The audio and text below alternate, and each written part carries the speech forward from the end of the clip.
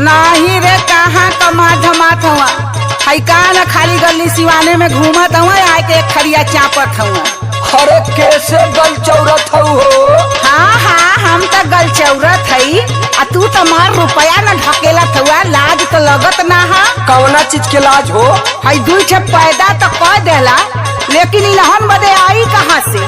मतलब ताना मारे हमारा के भौजी या चाची, ताना मारे हमारा के भौजी या चाची, घरे बैठल ए मुआनु मारेला माछी, घरे बैठल ए मुआनु।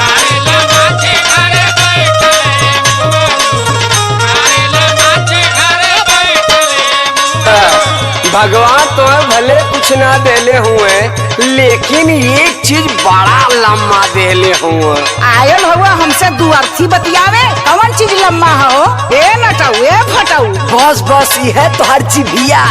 अपने जबनिया पर रखतनी काबू, अपने जबनिया पर रखतनी काबू, हमर 10 बीघा जोती है का तोहर बाबू, हमर 10 बीघा जोती है।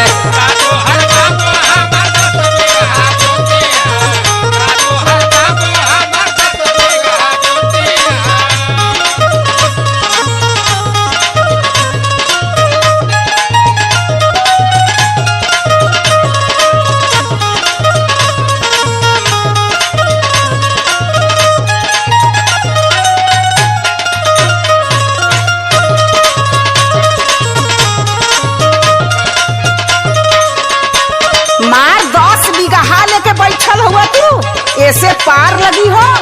करिए पगली, तो के 10 बीघा कम लौकत हो, कितना जने के 10 बिस्सा न हो, उनकर कैसे बीतत हो पता हो तो है तनिको?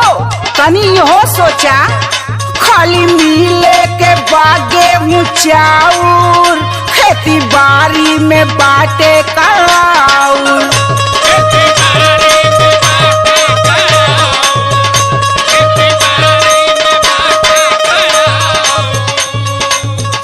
खाली मिले के बागे चाउर, खेती बाड़ी में बाटे कायाउर, जोरी जल देनिया न लागे लयाखी, जोरी जल देनिया न लागे लयाखी, घरे बैठल ए मुआनु मारेला माछी, घरे बैठल ए मुआनु।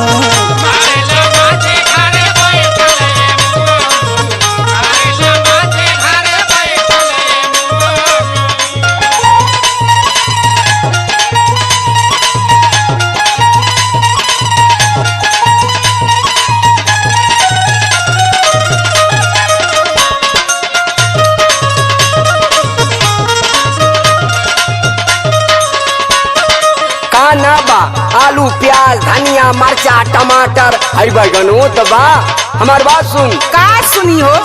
बाटे बहारो कमा के सब कंगला, बाटे गौवा में के कर गाड़ी बंगला, बाटे गौवा में के कर गाड़ी बंगला, बाटे गौवा में के कर गाड़ी बंगला,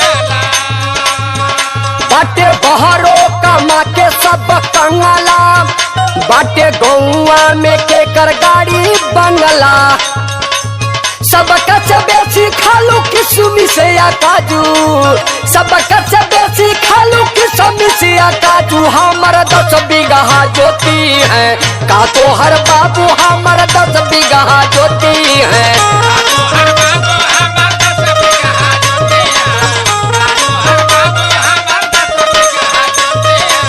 मारेला माछी घरे बैठल ए मुआनु, का तो हर बाबू हमारा 10 बीघा जोती है, मारेला माछी घरे बैठल ए मुआनु, का तो हर बाबू हमारा 10 बीघा जोती है। हाथ पड़ल रहा यही जे कमाइहा मत। ताना मारे हमारा के भौजी या चाची, घरे बैठल ए मुआनु मारेला माछी।